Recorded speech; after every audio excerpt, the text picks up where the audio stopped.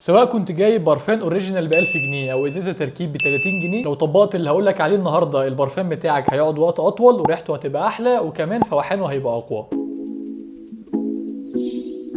السلام عليكم، انا مصطفى وائل، والنهارده اقول لك على 7 نصايح تقدر تعملهم عشان تطلع باقصى استفاده ممكنه من البرفان او البرفيوم بتاعك. رقم 1، رش البرفان بتاعك في اماكن النبض. اماكن النبض هي الاماكن اللي الاورده بتاعتك فيها بتبقى قريبه من الجلد، وده بيخلي درجه الحراره اعلى شويه في الاماكن دي، وبالتالي البرفان بتاعك بينتشر اكتر وبيشم عدد اكبر من الناس. اهم المناطق دي هي رقبتك من الجنبين، ورا ودانك، ورزغ ايدك من جوه. رقم 2، حط البرفان على هدومك، هيثبت اكتر بكتير من انك تحطه على جلدك. مش عارف ايه مصدر معلومه انك لما تحط البرفان على لبسك هيسيب بقع وهيبوظ اللبس، لان ده الحقيقه ما بيحصلش غير لما تستخدم تركيبه رخيصه جدا فيها 99% مثلا كحول، او لو بتحط البرفان من مسافه 2 سم. رش من بعيد شويه وكل حاجه هتبقى تمام. ومش لازم ترش على القميص الابيض الساده لو خايف قوي من البقع، ولو ان ده كمان مش هيبقى لو رشيت عليه من مسافه كويسه. رقم 3، حط حته فازلين صغيره على المناطق اللي هتحط فيها البرفان. الفازلين هيبقى طبقه عازله بين جلدك وبين البرفان عشان يفضل على السطح وبشرتك ما تمتصوش، بس حته صغيره ما تبالغش.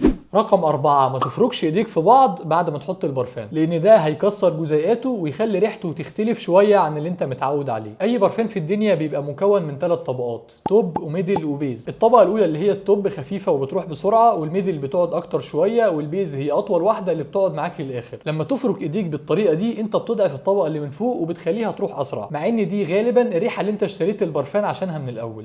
رقم 5، عامل ازازه البرفان بتاعتك باحترام. البرفان ماده كيميائيه بتتاثر بعوامل الجو والضوء، فلو خزنتها غلط او ما تعاملتش معاها كويس ممكن تخسر نص قيمه البرفان بتاعك اللي انت دافع فيه كتير. ما ترجش الازازه، بتعمل كده ليه؟ هي ازازه عصير. لو الازازه شفافه شيلها في مكان ضلمه، ويفضل يبقى جاف بقدر الامكان، وطبعا ما تسيبهاش في الشمس او في درجه حراره عاليه. رقم 6، ما تقفورش. انك اول ما تدخل المدرج اول 7 صفوف يشموا ريحه البرفان بتاعك، ده مش صح. البرفان دوره ان اللي يقرب منك هو اللي يشمه، يعني اللي يمشي جنبك او يقرب منك او يتكلم معاك، مش كل الموجودين في الاوضه. ده برفان شخصي مش معطر جو.